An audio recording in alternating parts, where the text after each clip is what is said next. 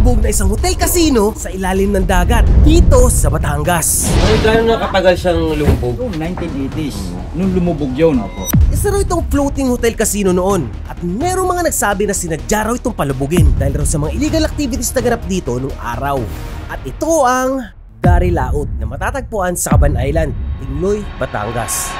Today, sisisirin namin ito ngayon sa kailaliman ng dagat upang makita kung ano na ba itsura nito ngayon. At aalamin namin kung ano ba talaga ito noon at ang tunay na kadahilanan kung bakit ito lumubog ayon sa mga lokal na nakaabot dito. Kaya watch till the end upang masaksihan mo rin ang kakaibang mundo sa ilalim ng karagatan.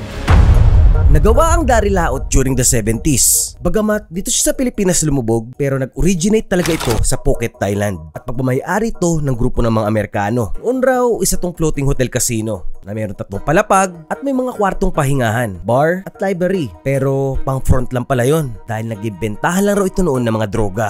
Kuya, naabutan mo ba yung Daryl Laut nung naka-floating pa siya? Oo. Ano siya dati? Floating casino, restaurant. Usually anong pupunta sa kanya? Mga puti. Pagkatapos nito may pasara sa Phuket, Thailand during the 70s, pinili naman ito ng isang negosyanteng Pilipino at Singaporean at dinala na ito dito sa Pilipinas, dito sa Batangas. Tara, let's wreck dive! Ngayon ay sisisirin na namin ito. Nasa 82 feet o 25 meters na rin yung lalim ng dating floating casino. Maya-maya lang ay makikita na natin kung ano na bang itsura nito ngayon pagkatapos nitong lumubog ng halos 4 na dekada na. 76. Napunta po kayo dyan nung araw? Nung araw ako'y bangkero. Akala ko dun parang merong bagyo talaga. Kasi maraming po yun? 1980s. Oo, yun, 1980s. Nung lumubog yun. Grabe, parang nasa kakaibang mundo dito sa ibaba. Medyo nakakatakot dahil hindi mo alam kung anong pwedeng mangyari. Ngayon, ang natitira na lang dito sa dating floating casino ay ang mga pundasyon nito. Nakalawang na siya. At ang nakikita natin ngayon ay ang ilalim na parte ng Daryl Laut dahil bumaliktad pala ito nung lumubog ito noon. Meron pa rin natirang kaunting struktura sa loob nito tulad na lang nitong hagdan na parang mala Titanic. Itong mga pundasyon na to parang may kahawig dun sa mga old picture ng Daryl Laut na nakita namin. Ano sa tingin nyo? Ito rin kaya yun? Pero ano nga ba ang tunay na kadahilanan kung bakit ito lumubog? Totoo nga ba ang mga chismis na kumakalat? Una, ang pinasabog raw ito. Pangalawa, tinamaan lang raw ito ng kidlat.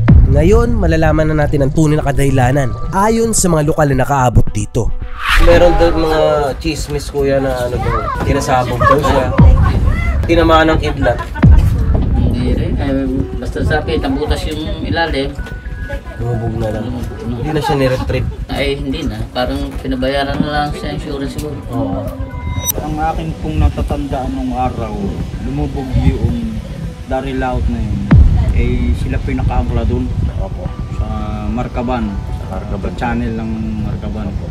So, nagkaroon ng typhoon. Eh, dun sila tumago. Pagtago nila doon, ano sila na, kasi nagbalayang. Opo. Galing dito, pag-norte.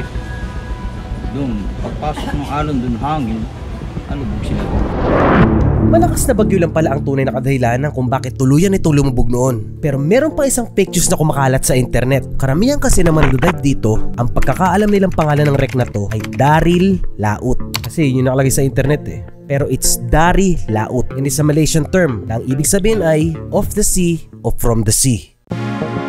Bagamat nasira man to ng kalikasan, binigyan niya rin naman ito ng panibagong buhay sa ilalim ng karagatan. At tinubuan na ng mga gandang corals ang mga pundasyon nito noon. Ngayon, tirahan na to ng iba't ibang klaseng isda. Tulad nito, may schoolfish pa.